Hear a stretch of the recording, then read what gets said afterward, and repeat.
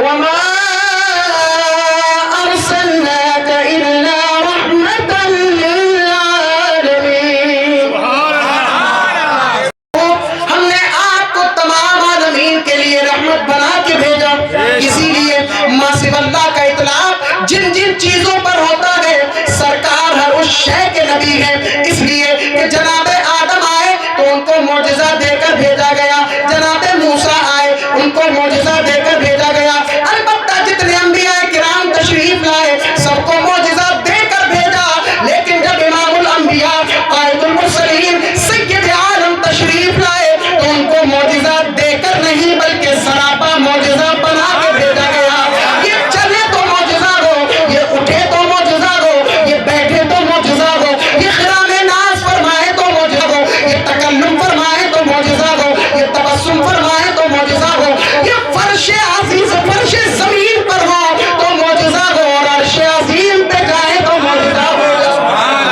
رب کے کہیں سبحان اللہ.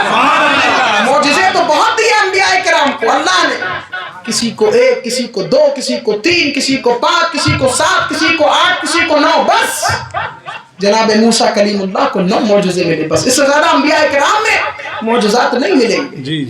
لیکن جب آمنہ کے لال کی باری آتی ہے ایک معجزوں پر نہیں بلکہ لاکھوں معجزے اللہ اپنے محبوب کو عطا کرتے ہیں. بھائی جتنے انبیاء تشریف لائے جناب آدم سے لے کے جناب عیسیٰ تک تقریباً 1,24,000 کم و بیش انبیاء آئے نا, اور جتنے کمال اوصاف فضائل تمام انبیاء میں موجود تھے آقا علیہ السلام کی ذات میں اللہ نے سب جمع فرما دیا.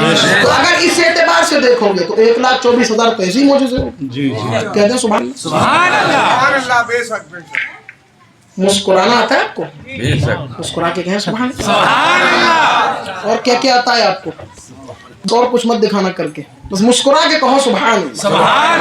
ابھی بھی مسکرا نہیں رہے آپ, دیکھیں میری بھی مسکراہٹ دیکھ لیں, آپ اپنے آپ میں بھی مسکرا لیں, کہیں سبحان اللہ. سید محترم اور دیگر علماء مقررین شعراء نعت خواں تشریف رکھتے ہیں, ان کے چہروں کو دیکھیں اور مسکرا کر غوث پاک کی تربت کو ذہن میں رکھ کر کہیں سبحان اللہ.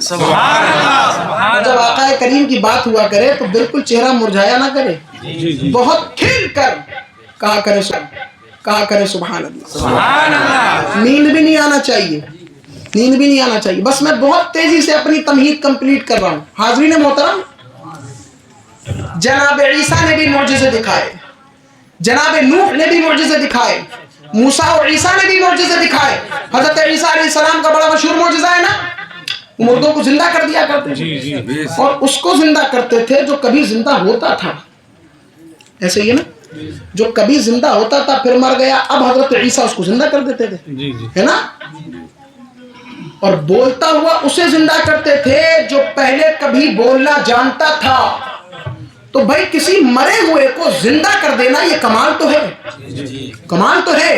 اور اس معجزے پر ہماری جان قربان, ہمارے ماں باپ قربان, لیکن ستاروں سے آگے جہاں اور بھی ہیں, ابھی عشق کے انتہا اور بھی ہیں. جناب عیسیٰ مردے کو بولتا ہوا زندہ کرتے تھے, یہ کمال ضرور ہے, لیکن وہ اعادہ روح کیا کرتے تھے, روح کو لوٹالتے تھے, نئے سرے سے پیدا نہیں کرتے تھے, بلکہ کبھی زندہ ہوا کرتا تھا وہ, اس کے اندر بولنے کی طاقت پیدا کیا کرتے تھے, روح کو لوٹال دیا کرتے تھے. لیکن سبحان اللہ, میرے نبی کی شان یہ ہے کہ وہ پتھروں میں کلام پیدا کر دیتے ہیں, وہ مردوں کو بولتا ہوا زندہ کیا کرتے تھے, یہ پتھروں میں قوت گویائی پیدا کیا کر دیتے تھے. اعلیٰ حضرت نے اسی واقعے کو مد نظر رکھتے ہوئے کیا ہی خوب شعر کہا. کہتے ہیں لب عیسیٰ سے جا بخشی نرالی ہاتھ میں. سبحان اللہ. یہ انداز امانت اعلیٰ حضرت علامہ قاری امانت رسول صاحب کا ہے, اور ان کے انداز میں گم ہو کر کہیں سبحان اللہ. ہے لب عیسیٰ سے جا بخشی نرالی ہاتھ میں, ہے لب عیسیٰ سے جا بخشی نرالی ہاتھ میں, سنگریز پاتے گئے شیری مقالی ہاتھ میں, سنگریز پاتے گئے شیری مقالی ہاتھ میں. کیا مطلب ہوا؟ حضرت امام اہل سنت اعلیٰ حضرت کہنا چاہتے ہیں کہ جناب عیسیٰ کا معجزہ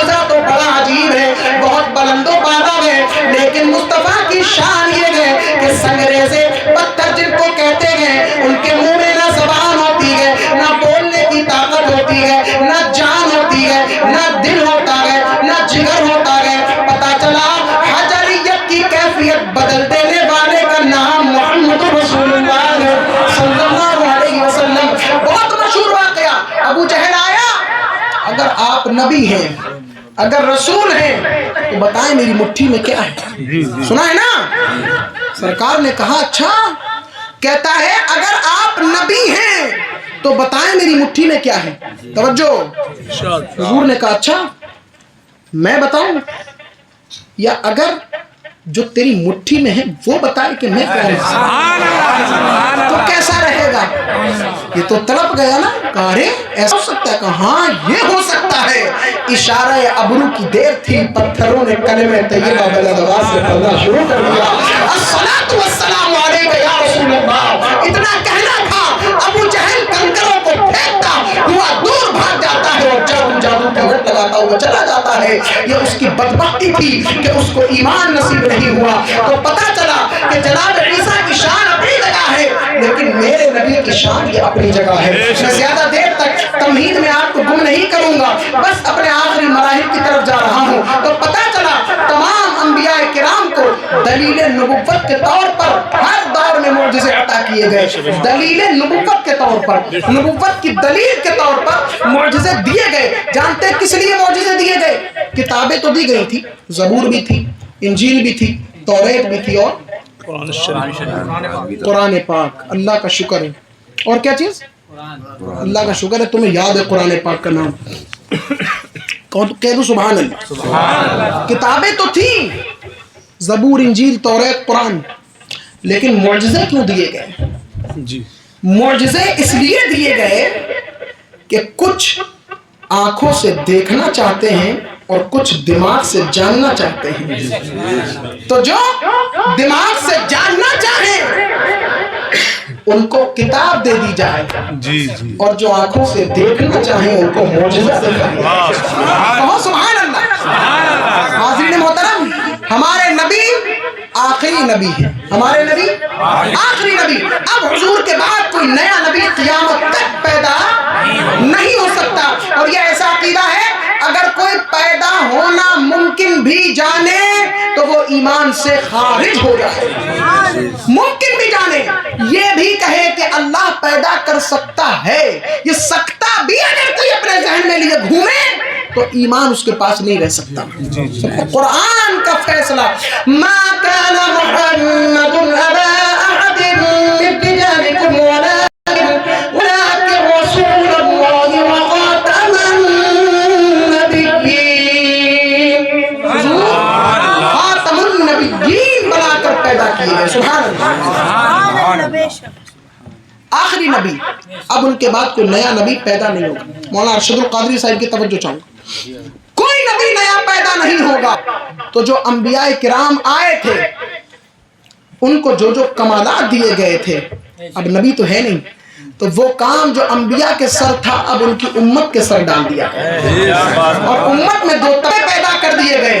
ایک طبقہ وہ کہ جو جاننا چاہیں وہ علماء کے پاس آ جائیں, اور جو دیکھنا چاہیں وہ اولیاء کرام کے پاس.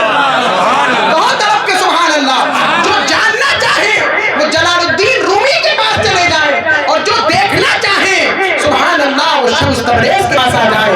جو جاننا چاہیں وہ امام غزالی کے پاس آ جائیں, اور جو دیکھنا چاہیں وہ غوث جیلانی کے پاس آ جائیں. حاضرین محترم, ذرا قریب کریں اپنے ذہن کو تو پتہ چلا کہ اگر جو لوگ, میں کہتا ہوں جو لوگ اولیاء کرام کی کرامتوں کا انکار کرتے ہیں پھر وہ معجزات کی کیا توجیہ کریں گے؟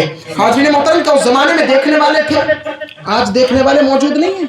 اگر آج بھی دیکھنے والے ذوق مشاہدہ رکھتے ہیں تو آج بھی یقیناً 100% اولیاء کاملین کی ضرورت ہے. حاضرین محترم, سوچو, ایک دیوانہ ہے جو رومی کی درسگاہ کے سامنے کھڑا ہے. رومی کون؟ رومی امام جلال الدین رومی, جو اپنے وقت کے علم و فضل کی جلالت تھے, جو سبحان اللہ علم و فضل کے بادشاہ تھے. کون؟ جلال الدین رومی, جو الہیات کا درس دیا کرتے تھے. فلسفے میں الہیات یہ موضوع بڑا ٹف اور بڑا ہارڈ ہوا کرتا ہے, بڑا اہم ہوا کرتا ہے. ذرا سا بھی اگر مدرس پھسلا تو طلبہ عقیدے سے پھسل جائیں گے. ایسے نازک دور میں حضرت امام جلال الدین رومی نازک موضوع پر گفتگو کر رہے ہیں. وہ غیر مطمئن ذہنوں کو شکوک و شبہات سے پاک کرنے کا کام کیا کرتے تھے. سبحان اللہ. بڑے جلیل القدر طلبہ ان کی درسگاہ سے فیض حاصل طلبا سوال پہ سوال کر رہے ہیں، آپ جواب پہ جواب دے رہے ہیں، ایسے وقت میں ایک دیوانہ سامنے کھڑا ہو جاتا ہے اور کہتا ہے رومی کیا کر رہے ہو؟ حضرت جلال الدین رومی نے دیکھا، کہا جا جا، تیرا یہاں کوئی کام نہیں، جا کسی صحرا میں جا، یا کسی جنگل میں چلا جا، مجنوں کی موت نے صحرا کو خالی کر دیا ہے، جا تیری ضرورت ہے وہاں، یہاں تیرا کوئی کام نہیں ہے، یہ مکتب ہے، یہاں تیرا کوئی گزر نہیں ہے۔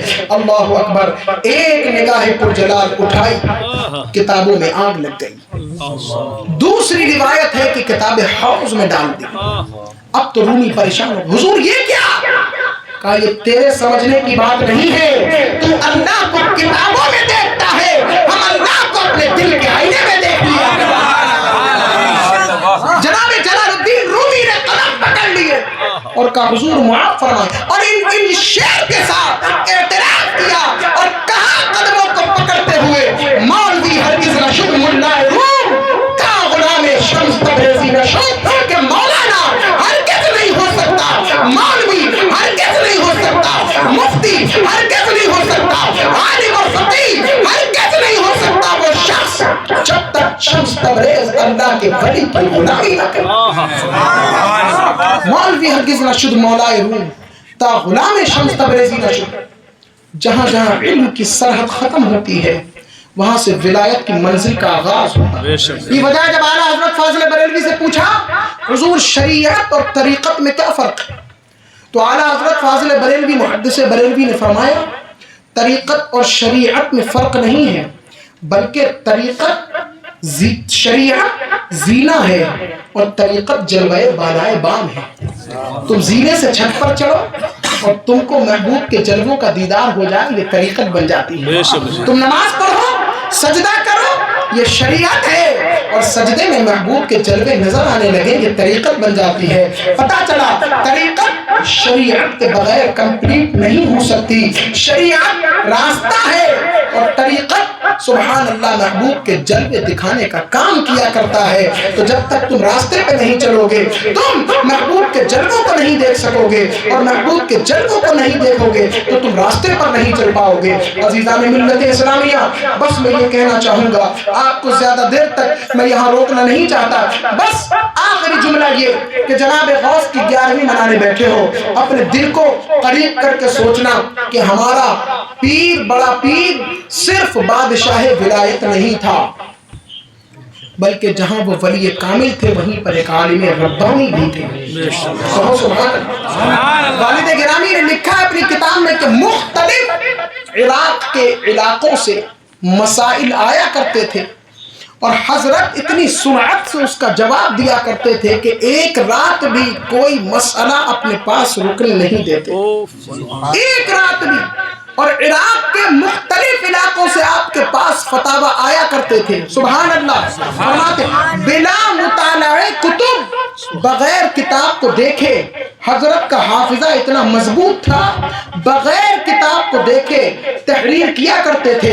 حضرت تاج الاصفیاء شہزادہ غوث الورا حضرت شیخ عبد الرزاق رحمۃ اللہ تعالی علیہ فرماتے ہیں کہ ایک مرتبہ عراق کے ایک علاقے سے بلاد عجم سے ایک فتویٰ آیا اور اس فتوے کا جواب پورے عراق کے بڑے بڑے علماء مفتیان اسلام بھی نہ دے سکے، تو تھک ہار کر کسی نے مشورہ دیا کہ یہ شیخ عبد القادر کے بس کا لگتا ہے، جاؤ ان کے پاس لے جاؤ، ہو سکتا ہے وہ اس مسئلے کا جواب دے دے۔ سوال سننا چاہیں گے؟ کیا تھا مسئلہ؟ یہ تھا کہ ایک شخص نے ایسی قسم کھائی ہے، اس نے کہا ہے کہ میں ایک ایسی عبادت کرنا چاہتا ہوں کہ جس عبادت میں دنیا بھر میں کوئی دوسرا شریک نہ ہو، اگر اس عبادت میں کوئی دوسرا شریک ہو گیا تو پھر میری بیوی پر تینوں طلاق۔ اس نے کہا کہ میں ایک ایسی عبادت کرنا چاہوں گا کہ جو دوسرا عبادت نہ کرے، ٹھیک ہے، اور اگر مجھ سے ایسی عبادت نہ ہو سکی تو میری بیوی پر تینوں طلاق۔ اب اگر وہ ایسا کر بیٹھا تب تو ٹھیک، اور نہیں کر پایا تو طلاق ہو جائے گی یا نہیں، بتائیے۔ اس مسئلے کا جواب مفتیان اسلام نہیں دے پا رہے تھے۔ جب یہ مسئلہ ہمارے بڑے پیر غوث دستگیر رضی اللہ عنہ کی بارگاہ میں آیا غوث پاک مسکرا گئے سبحان اللہ، اور مسکراتے ہوئے سوال اس طرف لکھا تھا، پرچہ پلٹا اور جواب لکھنا شروع کر دیا، اور جواب میں لکھتے کہتے ہیں جاؤ اس شخص سے کہہ دو وہ مکہ مکرمہ کا سفر شروع کر دے اور کعبۃ اللہ کے طواف کی جگہ کو خالی کرائے، اور جب خالی ہو جائے تو تنے تنہا کعبے کے ساتھ چکر لگائے اور اس اعتبار سے اپنی قسم کو پورا کرے اور بیوی کو طلاق ہونے سے بچا لے۔ آپ نماز پڑھتے ہیں لیکن دعویٰ نہیں کر سکتے کہ میری نماز کوئی دوسرا نہیں پڑھ سکتا، آپ روزہ رکھتے ہیں نہیں کہہ سکتے دنیا میں کسی کا روزہ نہیں، لیکن حضرت غوث پاک نے ایسا مسئلہ حل کیا، کہا کعبۃ اللہ جا کر طواف کعبہ کی جگہ کو مطاف کو خالی کراؤ، اور جب تم اکیلے وہاں طواف کرو گے تو یہ ایک ایسی عبادت ہوگی جس میں کوئی دوسرا شریک نہیں ہوگا۔ نہیں کر پائے حل اس دور کے مفتی محدث بھی، نہیں کر پائے حل اس دور کے مفتی محدث بھی، کیا وہ مسئلہ حل، دیکھو فتویٰ غوث اعظم کا، کرو اللہ کا ذکر اور نبی کا، غوث اعظم کا، ابو بکر و عمر عثمان علی کا، غوث اعظم کا، کیا کرتے ہیں جن و انس چرچا غوث اعظم کا، سنا کرتے ہیں حضرت خضر جلسہ غوث اعظم کا، امانت قادری برکاتی رضوی کی تمنا ہے تو فیض اعلیٰ حضرت پائے صدقہ غوث اعظم کا، خلافت مل گئی 14 سلاسل کی امانت کو شہ مفتی اعظم سے، یہ صدقہ غوث اعظم کا۔ عزیزان ملت اسلامیہ، غوث پاک مردوں کو زندہ کر دیا کرتے تھے۔ بڑا آپ نے سنا ہے ایک نصرانی بحث کر رہا ہے اور ایک مسلمان اس سے بحث و مباحثے میں لگا ہے، نصرانی خوب دلائل کی روشنی میں اپنے نبی حضرت عیسیٰ علیہ السلام کی فضائل کو بیان کر رہا ہے، مسلمان اپنے دلائل کی روشنی میں ہمارے آقا کے فضائل کو بیان کر رہا ہے، غوث پاک کا گزر ہوتا ہے، نصرانی جب ہار جاتا ہے تو کہتا ہے کہ تو بتا میرے نبی نے تو بہت مردوں کو زندہ کیا ہے، ذرا بتا کسی مضبوط دلیل سے تیرے نبی نے کتنے مردوں کو زندہ کیا۔ غوث پاک کے کانوں میں یہ جب آواز پڑی اور وہ مسلمان خاموش ہوا تو سرکار غوث کو دیکھا نہ گیا، فوراً جاتے ہیں قریب اور کہتے ہیں اے سن، میرے آقا کی بات کرتا ہے، ان کے غلاموں کی یہ شان ہے، ان کا ادنا معجزہ یہ ہے کہ اگر میں چاہوں کہ غلاموں میں سے ہوں تو میں بھی مردوں کو زندہ کرنے کی طاقت رکھتا ہوں۔ کہا ٹھیک ہے چلیے بغداد کے اس علاقے کے پرانے قبرستان میں لے گیا، اور قبرستان میں سب سے پرانی قبر جو اس کو معلوم ہوئی اس پر اشارہ کرتا ہے کہ اس قبر والے کو اٹھاؤ اور پہلے بتاؤ یہ قبر والا تھا کون۔ تو غوث پاک کہتے ہیں کہ قبر والا قوال تھا، نچنیاں تھا، گانا گاتا تھا، گویا تھا۔ اللہ اکبر۔ غوث پاک نے کہا بتا تیرے پیر کیا کہتے تھے، تو تیرے نبی کیا کہتے تھے، کہا قم باذن اللہ کہہ کر مردوں کو زندہ کیا کرتے تھے۔ غوث پاک اس قبر کے قریب گئے اور قم باذن اللہ کہا، قبر شق ہوئی، پھٹی اور وہ مردہ زندہ اپنی قبر سے باہر نکلا۔ غوث پاک نے اس سے پوچھا کیا کیا کرتے تھے، تو اس نے کہا میں قوال تھا، میں گویا تھا۔ اب غوث پاک کے قدموں میں گر کر غوث پاک کے نبی کا کلمہ پڑھا اور غوث پاک سے مرید ہو گیا۔ جب یہ واقعہ اس نے دیکھا تو وہ بھی غوث پاک کو بھی ماننے لگا، غوث پاک کے نبی آخر الزمان کو بھی ماننے لگا۔ کہنے کا مقصد واقعہ بتانا مقصد نہیں، بلکہ مقصد یہ ہے کہ میری گفتگو کا جہاں سے آغاز ہوا تھا بس اسی جملے پر اختتام کرتا ہوں کہ جب علم کی سرحدیں ختم ہوتی ہیں تو ولایت کی منزل کا آغاز ہوتا ہے، لیکن ولایت کو علم سے جدا مت کر دینا، شریعت کو طریقت سے جدا مت کر دینا، طریقت کو شریعت سے جدا مت کر دینا، یہ دونوں ایک چیزیں ہیں۔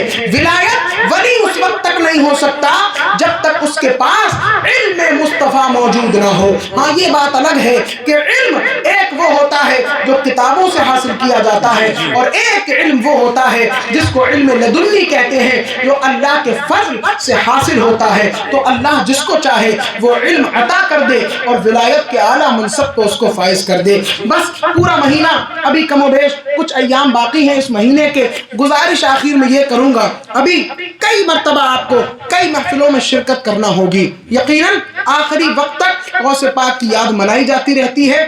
بس اس محفل پاک کو صرف بریانی اور لنگر تک محدود مت کرنا، بلکہ غوث پاک کی سیرت پر مضبوطی سے عمل کرنے کی کوشش کرو. کوشش کیا کرو. کوشش کرو گے تو اللہ تمہارے لیے آسانی کے راستے پیدا کر دے گا. کوشش کرنا تمہارا کام ہے اور عطا کرنا اللہ کا کام ہے, نوازنا اللہ کا کام ہے. غوث پاک نے جس طریقے سے, ایک آخری بات کہتا ہوں, ذہن میں آ رہی ہے, میں سمجھتا ہوں کہ ابھی سے کہنا مناسب ہے. امام حسین کی یاد مناتے ہو؟ امام حسین کو مانتے ہو؟ ارے مانتے ہو؟ امام حسین کو مانتے ہو؟ سبحان اللہ. امام حسن کو مانتے ہو, مولا علی کو مانتے ہو, اور اہل سنت والجماعت مسلک اعلیٰ حضرت والے الحمدللہ سبھی کو مانتے ہیں. کسی ولی کی شان میں گستاخی نہیں کرتے. لیکن امام حسین کو مانتے ہو نا؟ غوث پاک مانتے تھے نہیں؟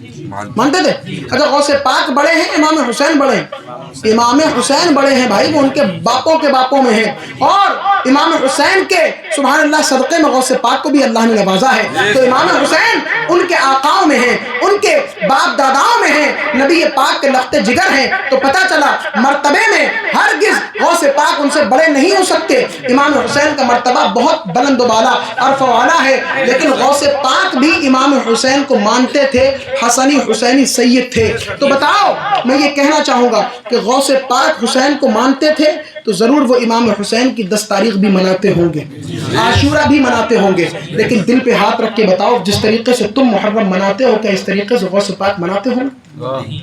بتاؤ.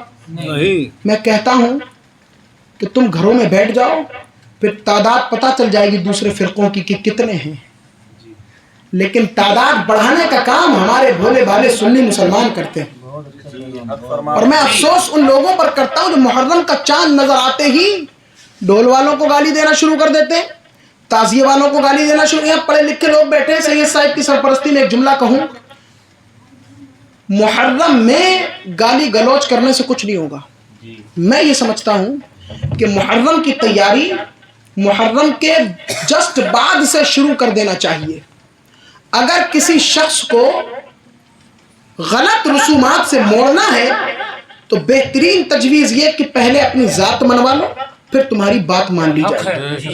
ٹھیک ہے, ذات منوا لیں گے ہم تو بات ہماری آٹومیٹکلی مان لی جائے. اگر ہم نے انفرادی کوشش کی, گھر گھر جا کر ایک ایک شخص کو دوست بنا کر اور فضائل حسین اس انداز سے پڑھنا شروع کیے, محرم کو منانا اس انداز سے بتانا شروع کیا جس انداز سے غوث پاک مناتے تھے, جس انداز سے غریب نواز مناتے تھے, جس انداز سے امام اعظم ابو حنیفہ مناتے تھے, تو میں یقین کامل سے کہہ سکتا ہوں کہ قادری غوث پاک کے مشن سے ایک لمحے کے لیے ہٹنا گوارا نہیں کرے گا. وہ کہہ دے گا کہ غوث پاک نے امام حسین کی یاد میں ڈھول نہیں بجایا ہے تو میں بھی نہیں بجاؤں گا. وہ کہے گا امام حسین نے غوث پاک کے امام حسین کے نام پر غوث پاک نے ناجائز رسومات کو پیدا نہیں کیا تو میں بھی نہیں کروں گا.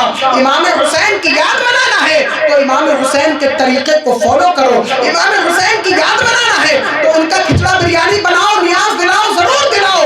لیکن اگر امام حسین کی یاد منانا ہے تو تم کو اس انداز سے منانا ہوگی جس انداز سے غوث پاک نے منائی تھی. اور غوث پاک نے کیسے منائی تھی ان کی یاد, یہ بتانے کا وقت نہیں, بلکہ پورا مہینہ غوث پاک کا پڑا ہے. اسٹڈی کرو, ریسرچ کرو, پڑھائی کرو, اور اس چیز کی کھوجبین کرو, علماء سے معلوم کرو کہ جب عاشورہ آتا تھا, جب محرم کا پہلا چاند نکلتا تھا, تو بتاؤ ہمارے بغداد کے آقا شیخ عبد القادر جیلانی کیا کرتے تھے. جو وہ کرتے تھے بس وہ تم کرنا شروع کر دو, تمہاری دنیا بھی پار ہو جائے گی, آخرت میں بھی بیڑا پار ہو جائے گا. اللہ تبارک و تعالی ہم سب کو کہنے سے زیادہ عمل کرنے کی توفیق رفیق عطا فرمائے.